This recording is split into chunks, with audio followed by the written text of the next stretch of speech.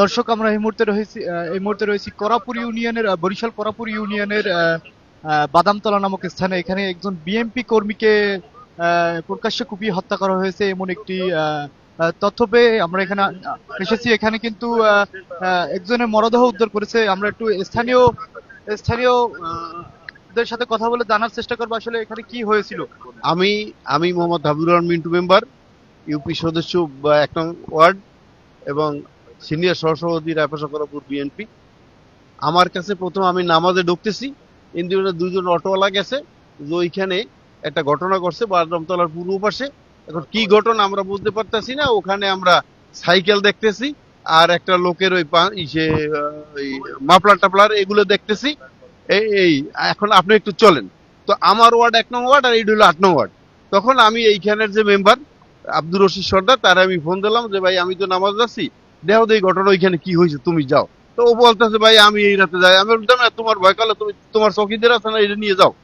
এরপর সে আসছে, আমার মোবাইল তখন বন্ধ ছিল যেহেতু আমি নামাজে ঢুকছি। পরে আমি নামাজ দেওয়া বের হয়ে যখন মোবাইল খুলছি, সাথে সাথে ফোন দিয়েছে আমাকে যে এরকম দেলোয়ার হোসেন চৌধুরী উনি ওনারে মার্ডার করে ফেলাইছে এখানে এই তাল্লার কথা। আমি এখানে এবং এসআই সাহেব আমার ফোন দিয়েছে, আমি তারা আসছি এই। এবং ওনার যে ফ্যামিলি সে এখানে বসে বলিয়ে গেছে যে ওই ওনাদের পারিবারিক যে দ্বন্দ্ব, নিজেদের জমা জমি নিয়ে এ বিগত বহু আমল থেকেই আর কি দ্বন্দ্ব। এর বাবারেও এক সময় হত্যা করা হয়েছে নজির মেয়ারে। এরপর এও আজকের এই হত্যা হইলো এই জমা জমি নিয়ে। এর সবুজ চৌধুরী, তারপরে ওই কবির হোসেন চৌধুরী, জাকির হোসেন চৌধুরী, তারপরে আকাশ এবং আরেকজনের নাম বলছে জামাল হোসেন হলদার। এই কথা বলছে যে এরা। এখন আমরা তো আর এর বাইরে কিছু বলতেও পারি না আর কি। তবে এখানে শেল্টার আছে, আমি গোপনে এখানে জানতে পারছি যে এখানেও শেল্টার আছে, অমুক জায়গায় অমুকে আসছে, কিন্তু এটা আমি কনফার্ম না হয়ে বলতে পারবো না। আমরা শুনেছি এখানে রাজনৈতিক একটা বিষয় আছে, এই ধরনের কোনো ঘটনা? সে রাজনৈতিক বিষয়, সে বিএনপি করে, বিএনপির সে রায়পাশা করাপুর ইউনিয়ন বিএনপি সদস্য এবং সে বসিরহাটের ইজারাদার বটে এবং গরু ছাগলের ব্যবসাও করত। এই তো এর রাজনৈতিক কোনো ব্যাপার না, ওই জমাজমি সংক্রান্ত ব্যাপার নিয়েই আর কি এই মাটা। আমরা আরেকজন স্থানীয় সাথে কথা বলবো আসলে কি হয়েছে সেটা আপনারা কি বলছেন এবং শুরু থেকে কি দেখেছেন? শুরু থেকে না, আমি অ্যাডভোকেট খায়রুল বাশার মানিক, করাপুর আমার বাড়ি। আমি নামাজ পড়ে বাইরে হওয়ার পর শুনতে পারছি যে দেলোয়ার চৌধুরীকে খুন করেছে। তখন আমি মোটরসাইকেল যোগে নামাজ পড়ে সাথে সাথে আসছি, এসে তার লাশ দেখছি।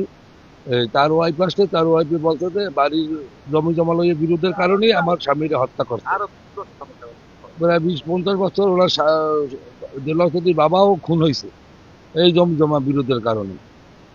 বাড়ির অন্তকলহের জন্য এই ঘটনাটা ঘটছে। সতেরো না, বছরের কেস মামলা জুলুম খাইছে অনেকগুলো। বর্তমানে হে হইলে ইউনিয়নের কুরমিদ্দিয়াল 2 নম্বর ওয়ার্ডের সহসভাপতি আওয়ামী লীগের লোক।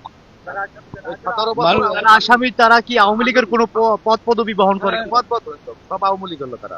আর কবির চৌধুরী, কবির চৌধুরী তো থানা ছাত্র দলের সভাপতি ছিল। এই ঘটনা ঘটছে কখন? 7:30-8:30 দিকে সম্ভবত।